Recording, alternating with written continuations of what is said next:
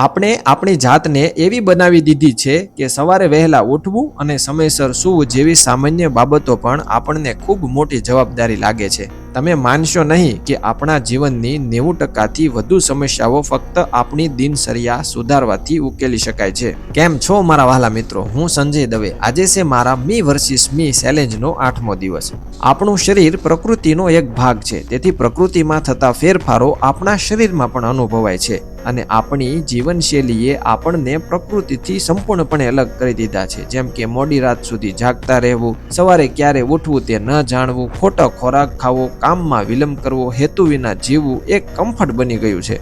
પરંતુ ક્યાંક ને ક્યાંક આપણે બધા જાણીએ છીએ કે આરામ, કમ્ફર્ટ ઝોનના કારણે આપણે આપણા સપના અને સ્વાસ્થ્ય સાથે સાથે પોતાને પણ ગુમાવી દઈશું. જો પરિવર્તનની ઈચ્છા હોય તો ક્યારે મોડું થતું નથી. તો ચાલો આ વખતે સાથે મળીને આનો પ્રયાસ કરીએ. સૌથી મોટું દુઃખ અને અફસોસ એ હશે કે હું કરી શક્યો હોત.